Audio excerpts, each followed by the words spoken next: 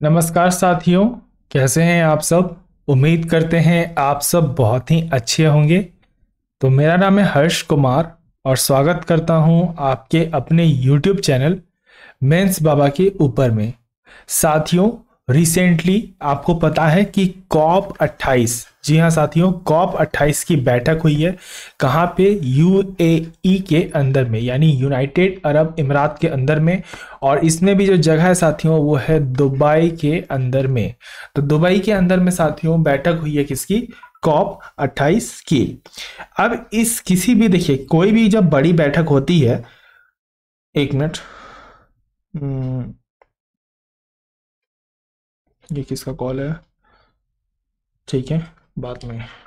हाँ, तो देखिए, कोई बड़ी बैठक होती है तो उसमें कुछ बड़ा उद्देश्य रहता है किसी भी बैठक में। तो जब कॉप 28 की बैठक हुई इस बार कहाँ पे? दुबई के अंदर में। तो जो सारे डेवलपिंग कंट्रीज थे उन्होंने एक मांग उठाई, एक एक चीज का उन्होंने मांग किया, दैट इज जलवायु वित्त, यानी क्लाइमेट फाइनेंस के बारे में। आज इसी क्लाइमेट फाइनेंस के बारे में सब कुछ डिटेल में चर्चा करूंगा आपके साथ। पर मैं चाहता हूं एक बार आप प्लीज इस सेशन को शेयर कर दीजिए अपने दोस्तों के साथ, ताकि उन तक भी ये जानकारी पहुंच सके। ये बहुत ही ज्यादा इंपॉर्टेंट है। सबसे पहले एक महत्वपूर्ण जानकारी कि बहुत बच्चों ने अभी तक टेलीग्राम चैनल ज्वाइन नहीं किया है। तो आपकी डिमांड पे ऑफिशियल टेलीग्राम चैनल मेंस बाबा मैंने बनाया था। इस चैनल को जरूर ज्वाइन कीजिए। याद रखिएगा, चैनल को ज्वाइन करने का लिंक आपको यूट्यूब चैनल पे मिलेगा डिस्क्रिप्शन में जाके। वहाँ पे जो लिंक है उसी से ज्वाइन करिएगा और किसी अन्य चैनल पे ज्वाइन मत कर लीजिएगा, वरना आपके साथ कोई भी फ्रॉड हो सकता है। तो उसकी जिम्मेदार मेरा चैनल नहीं है। तो इंपॉर्टेंट रहेगा जीएस पेपर 3 से इन्वायरमेंट एंड कंजर्वेशन। न्यूज में क्या है? न्यूज में यह है कि जब कॉप 28 की इस बार बैठक हुई दुबई के अंदर में, तो जो डेवलपिंग कंट्रीज थी उन्होंने क्लाइमेट फाइनेंस की मांग की। अच्छा, आपको पता है कि जो क्लाइमेट है वो धीरे धीरे बदल रहा है, ये बात छुपने को नहीं रही है। अब जिस तरह से क्लाइमेट में लगातार चेंजेस को देखने को मिल रही है, मॉनसून पैटर्न के अंदर में चेंजेस हम लोग को देखने को मिल रहा है, इससे कई सारे विवाद खड़े हो रहे हैं आने वाले टाइम के अंदर में।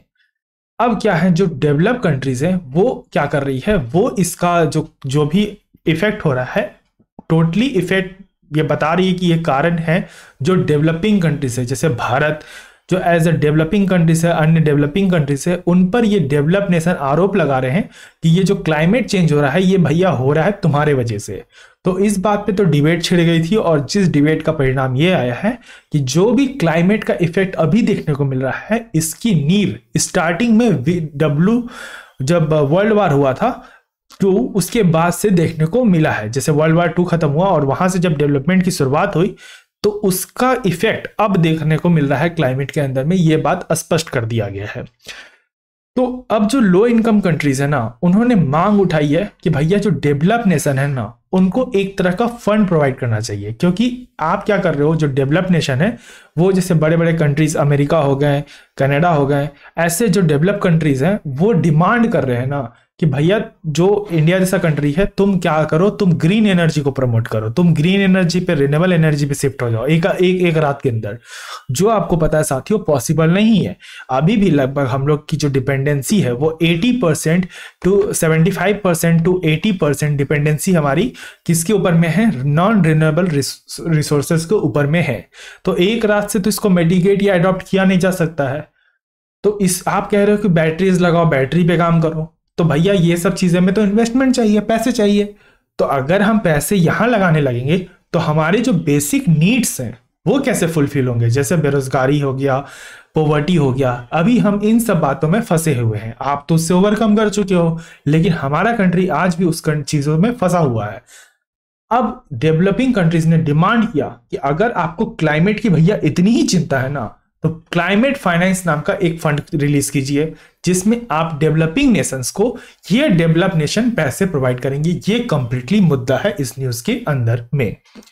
तो क्या है क्लाइमेट फाइनेंस? देखिए, क्लाइमेट फाइनेंस अपितु कुछ नहीं, एक लार्ज स्केल इन्वेस्टमेंट है जो कोई डेवलप कंट्री, ठीक है, ये मैं लिख देता हूं बादल में, कोई डेवलप कंट्री क्या करेगा, डेवलपिंग कंट्रीज के अंदर में इन्वेस्ट करेगा। इसको मैं कुछ एक अलग शेप दे रहा हूं, ठीक है।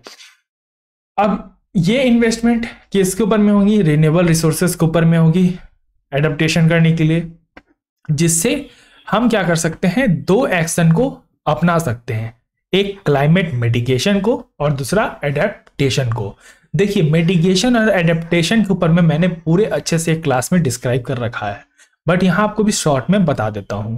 देखिए क्या होता है कि कल मानिए हम क्या कर रहे थे, हमारी जो कार थी वो फ्यूल के ऊपर में डिपेंड थी।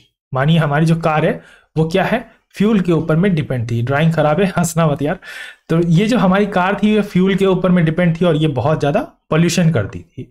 इसमें मैंने क्या किया, एक रात में इसमें अंदर बैटरी लगा दिया और अब हमारी जो कार है वो पोल्यूशन नहीं करती है। ठीक है, कार भी अब थोड़ी सी बड़ी हो गई है, थोड़ी सी शेप चेंज हो गई है कार की, तो अब ये पोल्यूशन नहीं कर रही है, ये एक इलेक्ट्रिक व्हीकल कहला रही है। तो मैंने क्या किया, मैंने अडॉप्ट कर लिया, मैंने नई तकनीकें अपना ली, मैंने चेंज कर दिया अपने लिविंग स्टैंडर्ड्स के पैटर्न के अंदर में। अब वहीं पे मिटिगेशन की बात करें साथियों, तो मिटिगेशन का मतलब होता है सब्स्टिट्यूट करना या फिर रिड्यूस करना या फिर एब्जॉर्ब करना। जैसे मानिए ये जो गाड़ी चल रही थी जो पोल्यूशन फैला रही थी, इसने मानिए 1 टन पोल्यूशन किया पूरे साल भर में। तो 1 टन पोल्यूशन जो इसने किया तो मैंने कोई मशीनें लगा दी या फिर मैंने बहुत सारे पेड़ लगा दिए, ऐसा 2-3 काम कर दिया और ये 1 टन जो पोल्यूशन हुआ ये क्या की, ये चीजें पूरे एब्जॉर्ब कर दी क्लाइमेट के अंदर में। यानी मैंने 1 टन पॉल्यूशन पहले निकाला और वापस में 1 टन पॉल्यूशन मैंने क्या किया, एब्जॉर्ब कर लिया। This process is known as mitigation. आशा करता हूं आपको मिटिगेशन और एडॉप्टेशन के अंदर में अंतर नहीं आया, मतलब अंतर समझ में आ गया होगा। अब देखिए मिटिगेशन और एडॉप्टेशन के अंदर में मैंने शॉर्ट्स भी बनाए हैं, मैंने कंप्लीट वीडियो भी बनाई है।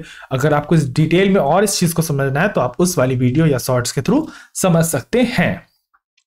तो आशा करता हूं क्लाइमेट फाइनेंस यहां पे आपको समझ में आ गया होगा। अब फाइनेंस करेगा कौन, जैसा कि मैंने आपको स्टार्टिंग में बताया कि डेवलपिंग कंट्री लगातार बोल रही है कि भैया जो डेवलप्ड कंट्रीज है ना, जिनको बहुत ज्यादा चिंता हो रहा है क्लाइमेट के बारे में, तो भैया आप ही पैसा दे दो, क्योंकि ओवर द टाइम आपने 150 ईयर्स में अंदर में जो भी कारण आपने जनरेट किए हैं ना, वो इसी से हो रहे हैं। दूसरी बात कि 1994 के अंदर में जो UNFCCC है, that is United nation framework convention on climate change, उन्होंने कहा कि जो हाई इनकम कंट्रीज हैं उनको डेवलपिंग वर्ल्ड्स को पैसा देना चाहिए ताकि वो अपने क्लाइमेट प्रॉब्लम से जूझ रहे हैं और उससे सॉल्यूशन निकाल सके।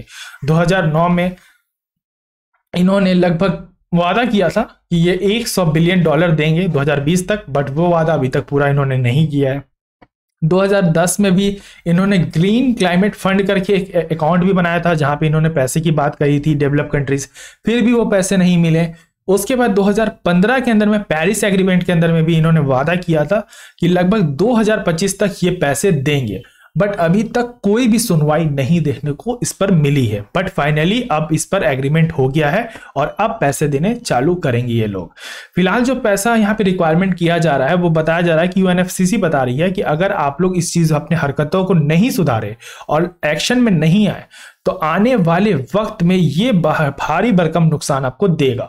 लगभग अभी $5.8 ट्रिलियन रिक्वायरमेंट है 2030 तक इन डेवलपिंग कंट्रीज को, यानी सालाना बात करें साथियों तो $600 बिलियन का जरूरत पड़ेगा इन डेवलपिंग कंट्रीज को अपने नेशनली डिटरमाइंड कंट्रीब्यूशन के अंदर में, ताकि जो क्लाइमेट में हो रहे प्रभाव ये झेल रहे हैं वो कहीं ना कहीं कम कर पाए। और साथ ही साथ आने वाले वक्त में ये पैसे की रकम और बढ़नी चाहिए, ये मांग किया जा रहा है।